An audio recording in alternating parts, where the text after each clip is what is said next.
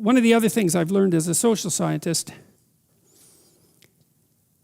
and I've been warned about this by, I would say, great social scientists, that you want to be very careful about doing large-scale experimentation with large-scale systems. Because the probability that if you implement a scheme in a large-scale social system, that scheme will have the result you intended is negligible. What will happen will be something that you don't intend, and even worse, something that works at counter purposes to your original intent. And that makes sense, because if you have a very, very complex system and you perturb it, the probability that you can predict the consequence of the perturbation is extraordinarily low, obviously. If a system works, though, you think you understand it because it works. And so you think it's simpler than it actually is. And so then you think that your model of it is correct. And then you think that your manipulation of the model, which produces the outcome you model, will be the outcome that's actually produced in the world. And that doesn't work at all. I thought about that an awful lot, thinking about how to remediate social systems, because obviously they need careful attention and adjustment. And it struck me that the proper strategy for implementing social change is to stay within your domain of competence. And that requires humility, which is a virtue that is never promoted in modern culture, I would say. It's a virtue that you can hardly even talk about. But humility means you're probably not as smart as you think you are, and you should be careful. And so then the question might be, well, okay, you should be careful, but perhaps you still want to do good, or you want to make some positive changes. How can you be careful and do good? And then I would say, well, you try not to step outside of the boundaries of your competence, and you start small. And you start with things that you actually could adjust, that you actually do understand, that you actually could fix. I mentioned to you at one point that one of the things Carl Jung said was that modern men don't see God because they don't look low enough. It's a very interesting phrase. And one of the things that I've been promoting, I suppose, online is the idea that you should restrict your attempts to fix things to what's at hand. So there's probably things about you that you could fix, right? Things that you know that aren't right.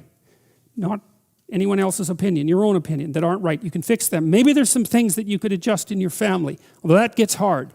You have to have your act together a lot before you can start to adjust your family, because things can kick back on you really hard. And you think, well, it's hard to put yourself together. It's really hard to put your family together. Why the hell do you think you can put the world together? Right? Because obviously the world is more complicated than you and your family. And so if you're stymied in your attempts even to set your own house in order, which of course you are, then you would think that what that would do would be to make you very, very leery about announcing your broad-scale plans for social revolution. Well, it's a peculiar thing, because that isn't how it works, because people are much more likely to announce their plans for broad-scale social revolution than they are to try to set themselves straight or to set their family straight. And I think the reason for that is that as soon as they try to set themselves straight or their families, the system immediately kicks back at them, right? Instantly. Whereas if they announce their plans for large-scale social revolution, the lag between the announcement and the kickback is so long that they don't recognize that there's any error there. And so, you can get away with being wrong if nothing falls on you for a while. And it's also an incitement to hubris, because you can announce your plans for large-scale social revolution and stand back and you don't get hit by lightning, and you think, well, I might be right, even though you're not. You're seriously not right. I might be right, and then you think, well, how wonderful is that, especially if you could do it without any real effort. And I really do think, fundamentally, I believe that that's what universities teach students now. That's what they teach them to do. I really believe that. And I think it's absolutely appalling. And I think it's horribly dangerous, because it's not that easy to fix things, especially if you're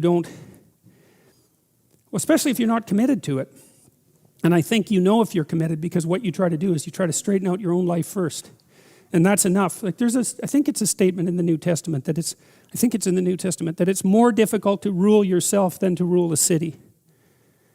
And that's not a metaphor. It's like all of you who've made announcements to yourself about changing your diet and going to the gym every January know perfectly well how difficult it is to regulate your own impulses and to bring yourself under the control of some, what would you say, well-structured and ethical, attentive structure of values.